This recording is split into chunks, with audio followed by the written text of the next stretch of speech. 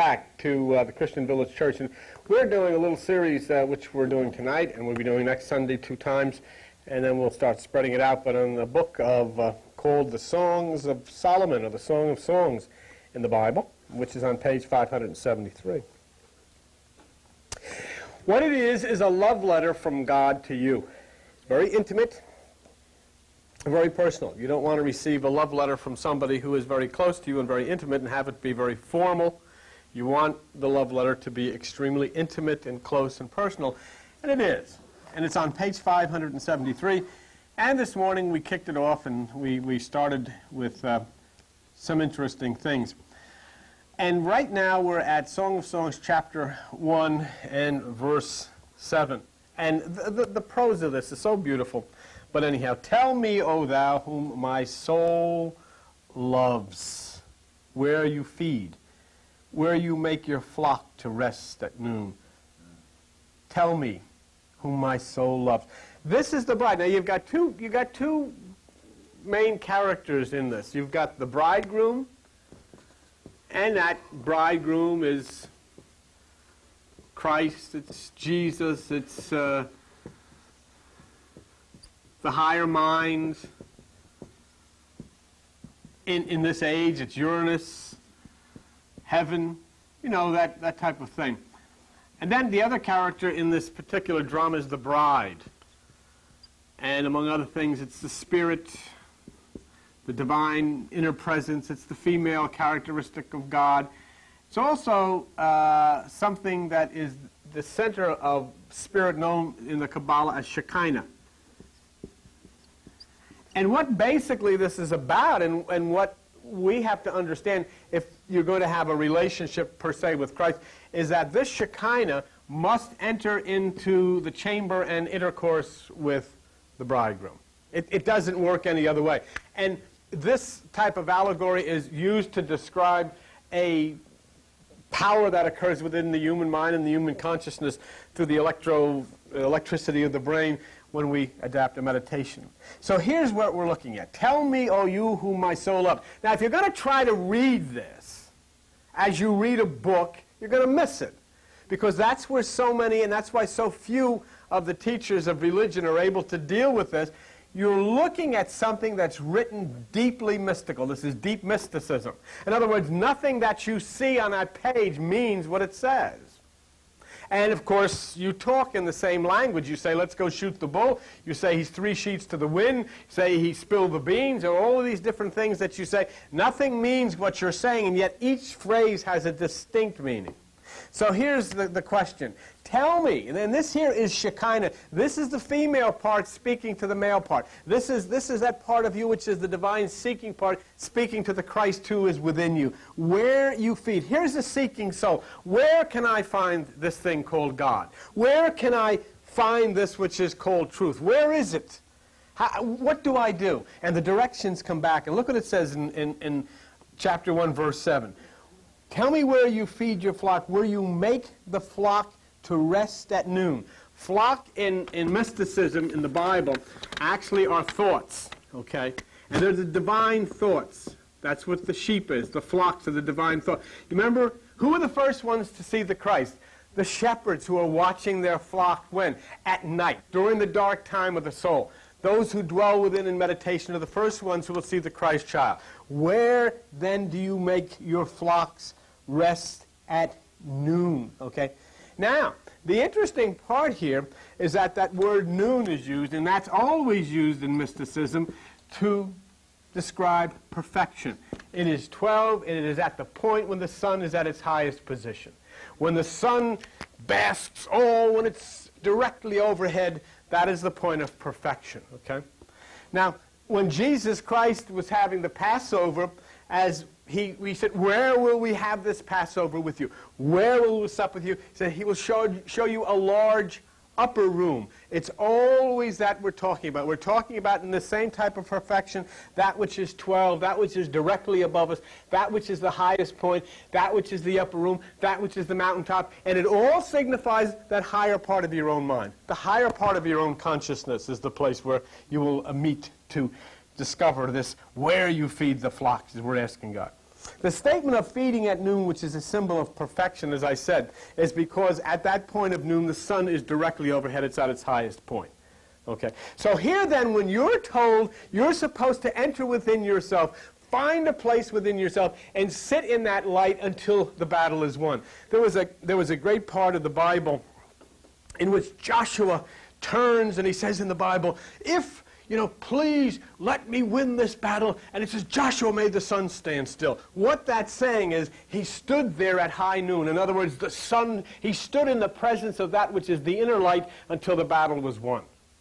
You can't make the earth stop. You can't make the sun stand still. Albert can tell you as a physiologist, if you take the Bible literally, and if the earth stopped under the sun, the whole earth would be inundated by the ocean. It's like putting the brakes on and everybody going through the windshield. It's not possible to do it. It's a physical impossibility, and yet it is believed as a literal accepted fact by religionists. It's talking about staying in the presence of that light which is within yourself until the battle is won. And it doesn't mean you can pray for anything to happen. It doesn't mean you have to become a literate type of person in religion. It means you simply have to stay still and quiet and rest under that sun, or as it says here, at that place of high noon. That's the point of perfection. It is 12. The number in mysticism means perfection. It is a point of the highest light, and that's where the Apostle Paul had said, be perfect, or Jesus said, be perfect, even as your Father in heaven is perfect. Reaching perfection means reaching a point of meditation where you separate from the thoughts of the mind. The flock, notice here in Song of Solomon, number 1, verse 7, tell me, O whom my soul loves, where you feed, where you make your flock to rest at noon, okay? And that resting place is the point of the seventh chakra. That seventh chakra is actually the Sabbath in mysticism, and that's what's being told to you. So then where at the very first, here you are speaking to the bridegroom. Here you are speaking to the one who is going to intercourse with you, who is going to place this incorruptible seed within you, who is going to allow that holiness to penetrate deep within you. But you're saying, where? How do I do this? What do I do? And the word comes back, within yourself at the place of the highest light, there wait, there rest, there separate from all of the cares and all of the worries that come from the lower mind, and that's where you'll meet me, okay? Because it says then in our spirit asks in 1:7, for why should I be as one that turns aside by the flocks of your companions? Do you see that? Why should I be as one that turns aside by the flocks of your companions? Here our spirit is asking, why? She can't be in a oneness with God. Why are we outside? In other words, why don't we have a oneness with these divine impulses, with these divine thoughts? All of you, how old are you sitting in this room? Just ask yourself, how old are you? What have you ever understood? You've sat through like children in a nursery school listening to people stand and tell you bizarre stories of people getting on the ark and all the animals in the world getting on the ark, and you said, this is wonderful. You even went looking for the boat. And then you heard about a fish swallowing a guy, and he sat in the stomach of the fish for 3 days, and the fish puked, and he came out and saved everybody. You said, oh, this is a wonderful story. And you heard about some guy that had long hair, and his girlfriend cut his hair off, and then he couldn't fight anymore. And all of these stories which are told, bizarre stories which would be told to some children in some kind of a nursery rhyme, they became the foundation of your life. Never did you question whether these were right, whether these meant anything. You just believed them. Just believe them. And then so you came to this point of your life, you may be 30 or 20 or 40 or 50 or 60 or older, and you say, what the heck? I know nothing about what my journey on this earth is supposed to fulfill. I have no idea. Nobody ever told me. All I know is I've got a rendezvous. You know what happened? Here, do you know what everybody did? We are like on an assembly line. And each one of us rolls on the assembly line. And then you get to that point of the assembly line, and the next one comes. What happened to you? You come. And what did anybody ever tell you? Why am I rolling along the assembly line? And what did the church say? Don't question anything. Oh, don't question it. Just keep rolling along, brother. Rolling along. Because when you roll off the end, they grab another one. Oh, come on in, brother. Bring your wallet with you. And roll along. And off the end they go. And nobody ever has the slightest idea what the heck they're doing here. People running around on this planet in the middle of the universe and nobody asks why. And they get a book and the Bible. And it's got the most bizarre stories in it you've ever read. You know, you got, Al was talking about Job in the book. Here is God's selected Job. Holy man Job. Selected as the lover of God. And in this little, quaint little town called Sodom and Gomorrah, the guys are knocking on the door. Hey, Job, you got 2 angels in there. Bring those angels out. We want to have sex with them. And old Job, being the God-fearing man he is, says, oh, you're not going to touch them. Here, take my 2 daughters. It's in the Bible. This is in the Bible. Hey?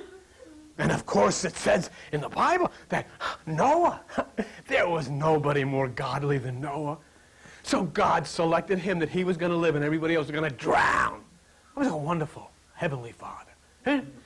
Noah and your family can live, but Bianchi and the rest of these people, go, hold your nose, Al, you're going under. You know, this is it. And how did Job, how did Noah, he was such a God-fearing guy, how did he celebrate? He went up to the mountains and got stoned. And then to cap off this wonderful experience, he had sex with his 2 daughters. Oh, man. And this is the great part of this. Huh? One came in one night, had sex with him. Get this? He never knew it. Oh, tell me about this one.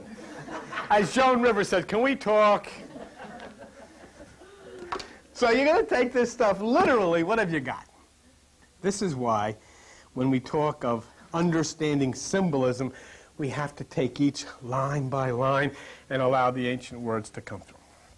So we understand the symbolism as one that turns aside. We say, why, where, how do we find this thing? What is the purpose of life? What are we supposed to know? What are we supposed to do? And what do all of these strange stories mean? When you talk about, some man who's selected by God and his daughters rape him and he gets stoned and all of this stuff, Moses Maimonides, who was a 12th century, a 13th century Jewish theologian, said, wait a minute. When you hear in the law a story that's so bizarre that your common sense says it's fakakta, stay there. Because God is trying to tell you something. And he says the more absurd is the story, the deeper is the truth of the Spirit. Huh? And because what did Moses Maimonides? He knew how to read. He knew how to remove the veil. He knew how to get into this thing and uncover all of the beauty that is in it. See? Now, in Song of Songs 1, verse 8, if you know not, O you fairest among women. Huh?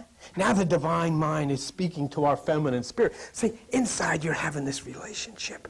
The Christ within you, that right hemisphere of the brain is starting. You're having a conversation. How do you do this? How do you go about this? I mean, here you are working every day. You may work at the post office, or you may be a cop, or you may deliver milk or drive a truck or whatever you do. But now you're in a strange type of thing. I'm trying to set a premise to you that you only use 10% of your brain, 90% of your brain you don't use, and that 90% is something special. And in there's this thing called God. And behind the closed door, it speaks and invites you, come in, come in, come in, come in. Take off all of your clothes. What is that he's saying? Remove all of those things which are the coverings that you use to get through this life. Nothing should touch you. Nothing should soil you. Come into the chamber where the bridegroom waits, and we will consummate the wedding of the Lamb. And inside, the electrical impulses at the right hemisphere of the brain then allow you to consummate this. This intercourse takes place, the penetration is made, and the incorruptible seed is placed within you, and the Christ child is born. That's basically what this is about. That's what's being said here in this book, the Song of Songs. See. Now, here's the answer. What have we just heard? We've just heard ourselves, speaking to that which is the divine principle of God, saying, tell me if you would, where is it that I can find this holy place? Look what we've got here. What you've got here is your spirit entering into a meditation so that you can touch this holy presence within. You know, you're going to have the left hemisphere of the brain is going to turn and direct itself to the right side, and you're going to go into a chamber of which you know nothing of. And so then you're turning deep within yourself, and you're saying, how, where, what do I do? And now the answer comes back, okay? Now watch what it says. Song of Solomon, chapter 1, verse 8, and it's on page 573. Page 573, okay? If you don't know, fairest among women, that means I am speaking to you, Shekinah. I am speaking to the spiritual part within you now. If you don't know what to do, I'll tell you what to do, okay? Go by the way forth, by the footsteps of the flock. Go by the footsteps of the flock, okay? This is very important. The point of where the foot touches the earth is always used in mysticism to denote that part of you which touches the carnal mind. Okay? That's why Jesus did foot washing. Do you remember? He washed the disciples' feet. It had nothing to do with washing anybody's feet. That's ridiculous. It's a symbol that that part that touches the earth is the part of you that touches the thoughts of the lower mind. And what Jesus was saying, this has got to be cleansed. You do that by taking no thought. It's the same as virgin consciousness. When the consciousness is virgin, when the foot is washed, it means that what you have touched as far as the thought process of the lower mind is washed away, and you can now enter into meditation totally free of any stain of human thought. Remember what Peter said to him, Al? Peter said, oh, you're not going to wash my feet. And Jesus said to him, if I don't do this, you can have no part of me. In other words, if you don't separate yourself from the thoughts of the lower mind, you'll have no part of the Christ. And then Jesus looked at Peter and he says, you don't understand what I'm doing now. But one day you will. Just like you people. For years, all of us read the stories. Oh, it's a foot washing ceremony. In many churches, they still do it. See? But they have no understanding. They've never realized that what it means is wash away that which has accumulated on the part of you which is the lower mind. Those are the thoughts. They've got to be washed away. And so here in the part of the Song of Songs, he says, if you want to find me, go by the way of the footsteps of the flock. In other words, the thoughts are the flock, the divine flock, where they touch that part of the mind. That's where you'll find it. In other words, in consciousness, in the part of the thinking process of the mind, being said, that's where you'll find me. Go there. And now look what it says here. And this is beautiful if you listen very carefully. And feed thy kids beside the shepherd's tent. Feed thy kids beside the shepherd's tent. What is this now? Bring the child. Bring that child part of you to the place of consciousness. And feed the child by the shepherd's tents. Do you know where you are right now? You're at the shepherd's tent. Listen. And every word, if you listen, that you have taken that part of you that understands that all God, all Christ is consciousness, and you are taking that consciousness to the point where you can understand it. You've looked behind the words of the Bible, and they've revealed things to you that you never knew before. And that's what's being said right here.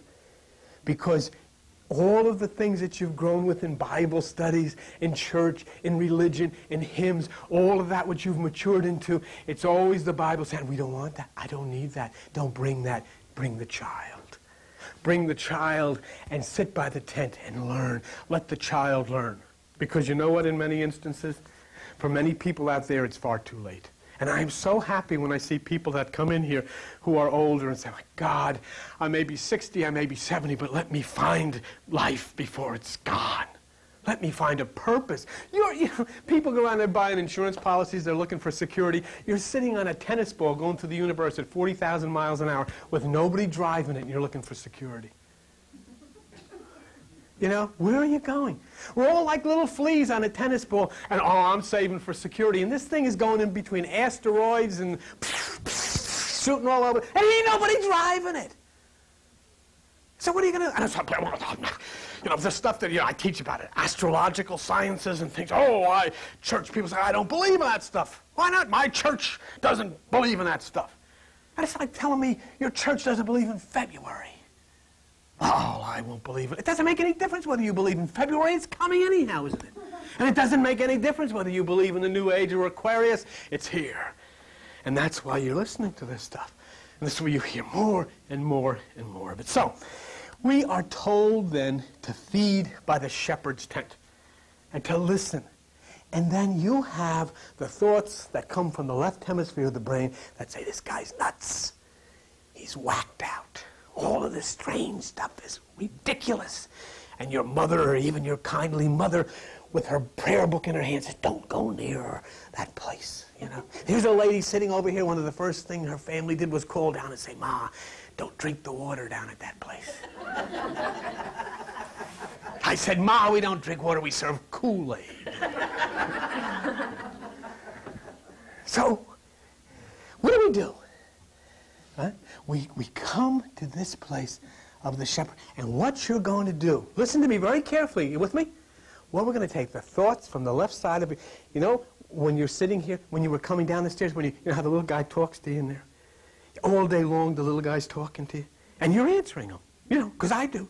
And most of the time when I'm driving the car, I have a conversation, and my mouth goes. Hey, you're full of, yeah, don't tell me, you know. All this stuff is going, who is this? Who am I talking to? And you're looking at me, you're staring at me, you're laughing, but who are you talking to? Who's talking to you all day long? Never stops, he talks. We have a little movie theater going. We run a double feature, Chaos and Confusion. Every day it goes, hey, chaos is over, let's run confusion. And all day long this stuff goes on. In the left side of the brain, all of this stuff happens. But there's another side.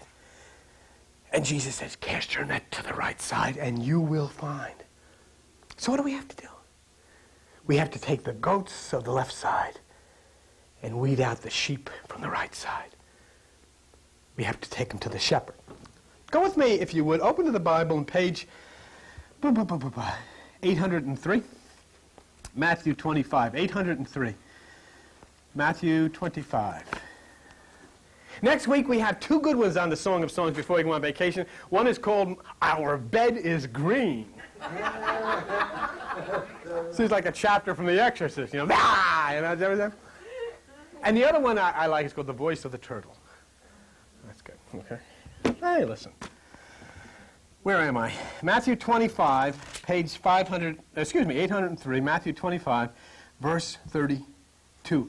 And before him shall be gathered all nations, and he shall separate them one from another, as a shepherd divides his sheep from the goats.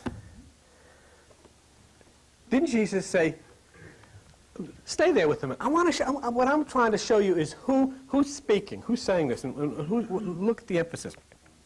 You're on page 803. Go to 875. John chapter 10, page 875. Okay? John chapter 10, and look at verse 11. I am the good shepherd. The good shepherd gives his life for the sheep. Okay? Now there's an interesting thing. You see, what did he say? I am the good shepherd. Did he say I am the good shepherd? Yes. But I'm telling you, he wasn't talking of himself. He wasn't saying, I am the good shepherd. He's saying, I am the good shepherd. Let me ask you a question. Let's see if you've learned anything here. Who is the President of the United States? George Bush. Who's going to be the new President of the United States? Bill Clinton. Who is God? I am. There you go. You know, that's the key. When Moses went up to the mountain, he said, tell me what's your name. He said, I am. Say, I am God. Because why? Because the only God that exists is within you. Did you ever think what good would be God without people? For what's the purpose? Who's Jesus going to save if there is nobody? The whole thing depends on you. And so that means I am God. That means that when I separate from the thoughts of Bill and I rise up into the nirvana of the bliss of the higher mind, God is the only thing that exists. I am one with God. So is Jesus saying, I am the good shepherd, or did he say, I am?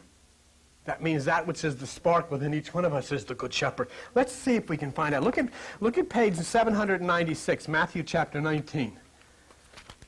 He just called himself the good shepherd, didn't he? Well, I'll show you how you can see that Jesus, who I'd follow off the end of any clip, wasn't talking about himself. Matthew chapter 19, look at verse 16, and behold, one came and said unto him, Good master, what good thing shall I do that I may have eternal life? And Jesus looked at him and said, Why do you call me good? There is only one good, and that is God. See? You see? When you look, it's there. Jesus Christ did not come to this earth to show the world how great he was. He came to this earth to show the world how great you are. Because he said, you can do better than him. The kingdom is within you. You are the light of the world. These are the things. This is why you should get excited about it.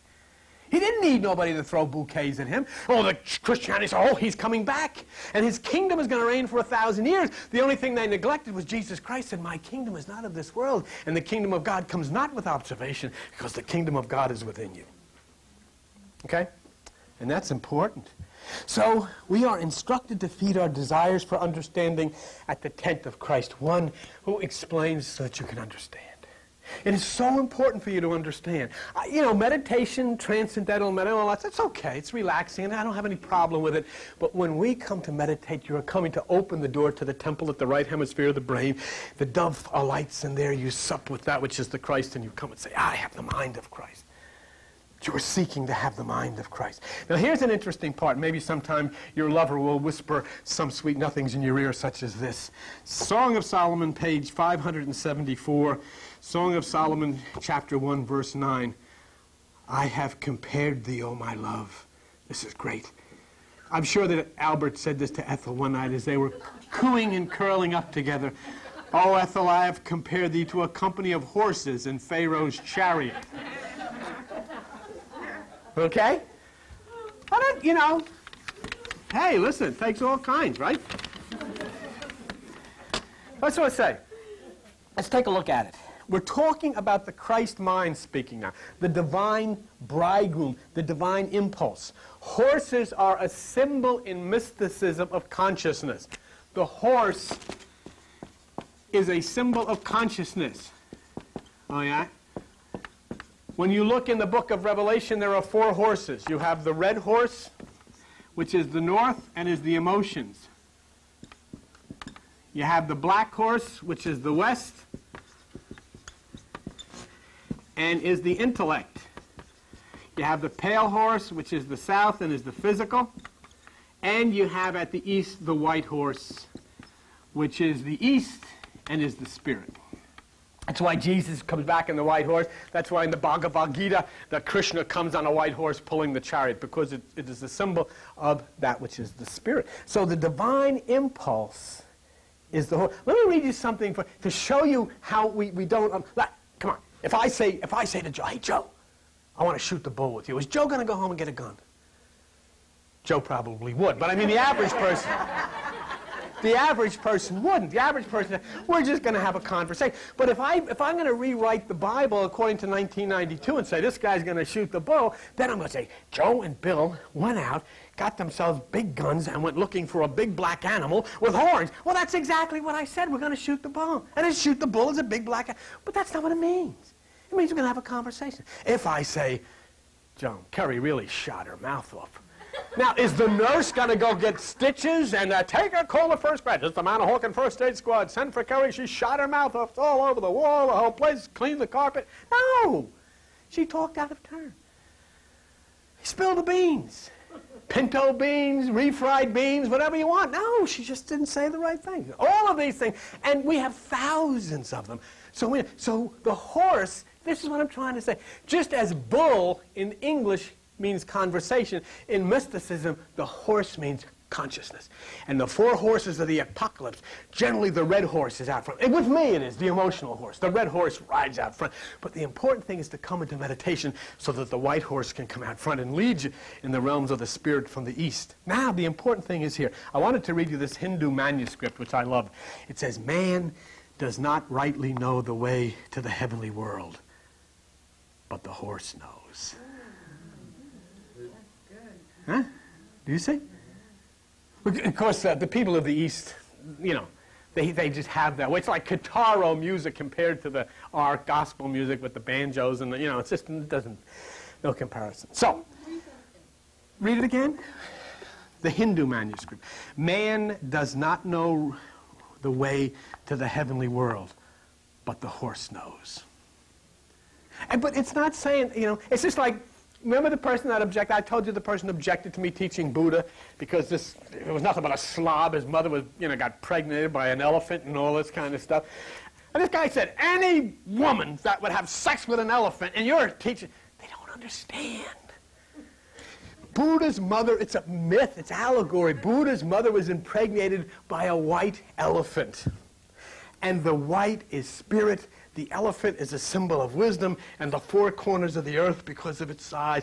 And so that which gave birth to the Buddha, he came out of the loins of that which was power, wisdom, and stands tall at the four corners of the earth. But now this maniac out here hears that and thinks that this woman actually had sex with an elephant. Now, come on. I mean, let's be real here. Did you know somebody that had sex with an elephant? Now, you got to tell me a story to beat that one. Don't the Chinese say that 1991 was the year of the horse? Well, that Just could when be. all this started? Yeah. Consciousness? Well, we'll look that up. You're probably right.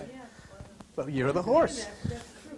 I think last year it was the year. Yeah, it could be. Okay, let's real quick. Okay, so then here he has, I compare thee to a company of horses in Pharaoh's chariot. The horse is consciousness. Pharaoh means that symbol of the ruling force within you. And now we got the chariot. The chariot is a symbol of the mental energy or electromagnetic field that carries you upward. Remember if we're showing you here what's in the New York Times about the Kundalini and the movement of the energy up the spine that impacts on the pineal gland of the brain. That's the chariot. It's the force that brings you upward to that which is the spirit realm. If you want to see something interesting that describes the power, when you sit in meditation, and we meditate here on Tuesday nights and Thursday nights, but when you sit here in meditation and you start to feel that vibration through the spine, that's the movement of this energy upward to impact the pineal gland of the brain. That, in mysticism, is referred to as the chariot. And it is the famous Vangelis music to the beautiful movie Chariots of Fire. Actually, the chariot of fire is the energy that carries you upward into the holiness of nirvana or the higher consciousness. Look with me on page 319 in your Bible. 2 Kings. If that one would. Okay. 2 Kings chapter 2. Okay. Now look with me in verse 11. And it came to pass, as they went on and talked, that behold, there appeared a chariot and horses of fire, and parted them both asunder, and Elijah went up by a whirlwind into heaven. That is a description, and in allegorical prose, whatever you want to call it, the mysticism of what you know as Kundalini. It simply is breaking through with the energy rising up the spine to impact on the pineal gland of the brain. You know, I don't know how many, and there's a couple new folks here tonight, many of you come through Christian circles understanding, the Lamb's, I want my name written in the Lamb's Book of Life. Let me show you what it is. What is believed by the ancients and the mystics of the Hindu and from the East is that within you there is an energy that rises up the spine, and it rises up, like it says in the paper there, to impact the pineal gland of the brain, which opens up the right hemisphere of the brain. And this is done through meditation. Now, go to the book of Revelation. Could somebody tell me what page Revelation chapter 5 is in your little Bibles? Revelation chapter 5, okay? What page is it? 1005, 1005. Let me show you, and this is something that I don't understand how come Christianity has missed this, but let me show you a description of the book of life as given in the Bible. Revelation chapter 5, look at verse 1. And I saw in the right hand, which symbolizes the right hemisphere of the brain, of him that sat on the throne, that's the higher consciousness, a book written within and on the backside sealed with 7 seals, which are the 7 chakras. Now there it is in the Bible. I mean, you don't have to be a Rhodes Scholar to see what's being addressed there, okay? And so that, and in fact, not only is it spoken of there, but it's actually the book of life. So, that's quite a thing. So this is the lifting force in this chariot. So here we have then, what then do we understand in the Song of Songs is being described as God. The horse, which is wisdom and understanding, okay? The Pharaoh, which is the directing influence in your life and in your mind, and the chariot, which is the fiery conveyance that takes you up into the realms of the higher mind, into the realms of higher consciousness. Okay? Boy, we're kind of running late, and I'll have to break, but just let me do a couple more things, and then we'll get out. Verse 10, Song of Solomon, thy cheeks are comely with rolls of jewels, thy neck with chains of gold. The cheeks identify the face of God, the wisdom, the higher knowledge, you know. The rows of jewels, jewels are precious stones, and each stone in the Bible means something. Each jewel means something. See, the coded message is the higher knowledge, which is the face. That's the meditation of the face of God, is the precious things of life. If you were to look into like a book like Joseph Campbell's book on mythology and truth, you'll find like agate means truth, rubies are the ascent of the soul, sapphire means wisdom and love. Each jewel has a specific meaning in the writings of the ancients. And in 110 it says, thy neck with chains of gold. Gold is the color of God. And the reason that you wear the gold chain around the neck is known in mysticism as the bridge between the physical and the divine. That's why when Esau and Jacob were coming towards one another, Esau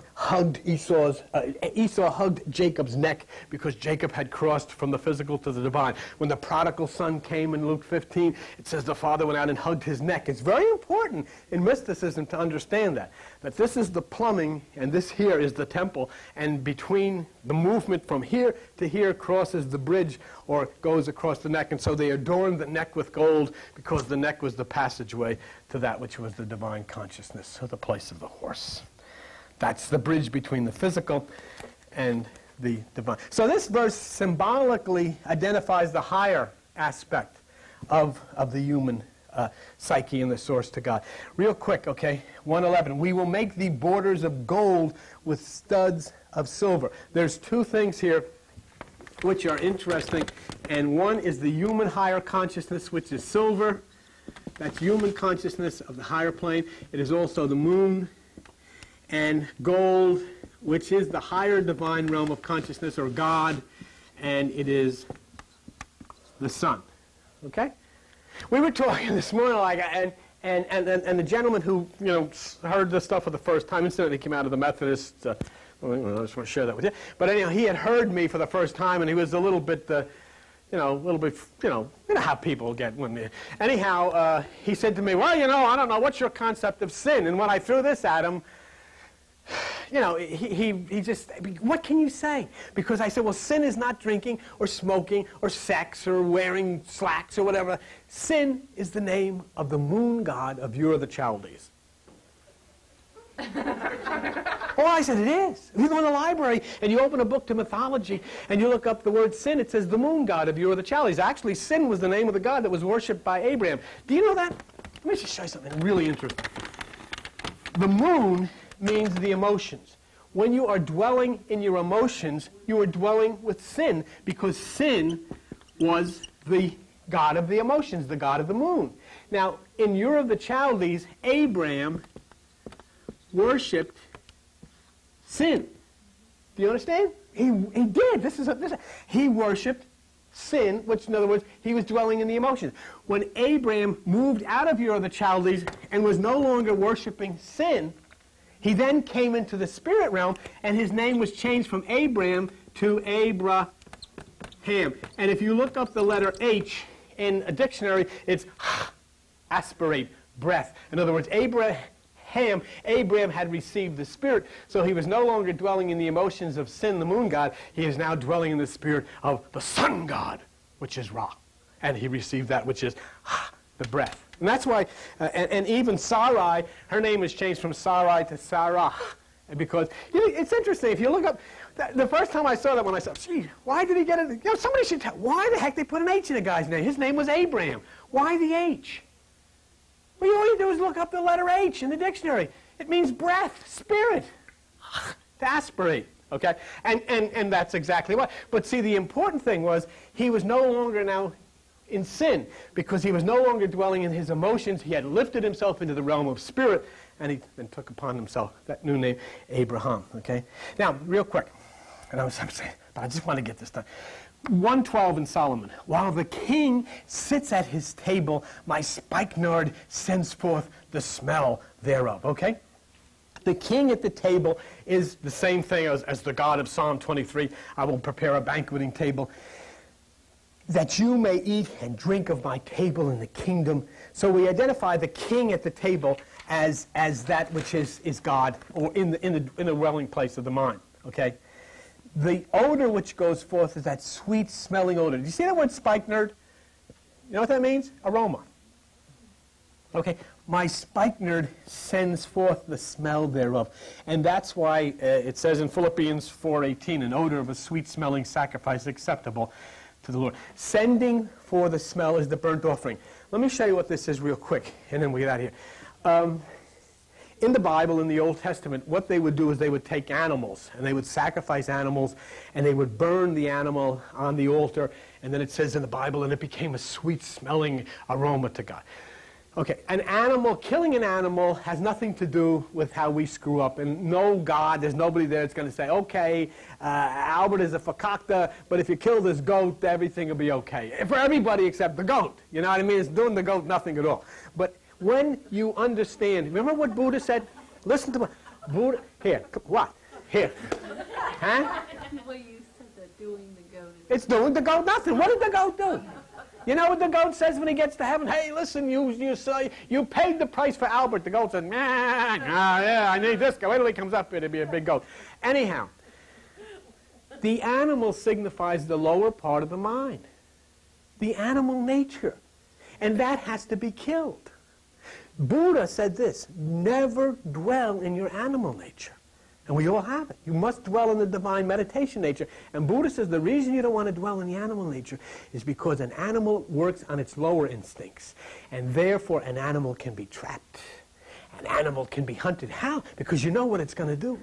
You know where it's going to go. You know what time it feeds. It does everything according to patterns of animal instinct. And Buddha says when you follow those same patterns, there are people around who are going to know what to do to turn you on. There are going to be people going to know what to do. In other words, if people can set a trap for you, when you dwell on the lower, you've got to dwell on the higher. And the funny thing is, the religionists who are setting the traps are the ones that are telling people, don't come here. Don't come here. Because then you find out, hey, they have set a trap for me. And most of us, your leg is still caught into it. What am I going to do? And so as we conclude tonight, it says, a bundle of myrrh is my well-beloved. And this is the part, Al, and he walks out of the room because this is his part. He shall lie all night betwixt my breasts. Betwixt! It's what it says. He shall lie all night between my breasts. Now, real quick, okay? During the dark times of the soul, in other words, you'll feel good deep in your heart to know that you're not alone. The breast is the symbol of affection. And the breast is the symbol of that place where the child within you is nourished by the milk, which is the lifeblood of God. So we lie. And Shekinah allows us to lie between her breasts, and we nurse from her. We nurse from Shekinah, and we take that which is the milk of the gods deep into us, and we are nourished and fed, and we no longer hunger for that which is the lower mind, because now we are drinking that which is the milk from that which is spirit. That's good. The divine spirit was within us so that we would lie down and feed of that milk and learn compassion and hope and understanding. So all of these symbols then, beautiful, beautiful symbols, nurture us in the same way that we together. Where did he go? He did out, is he? Oh, okay. I didn't know whether he went into shock because I said betwixt her breasts or what. Oh, anyhow, I made the point. Thank you very much for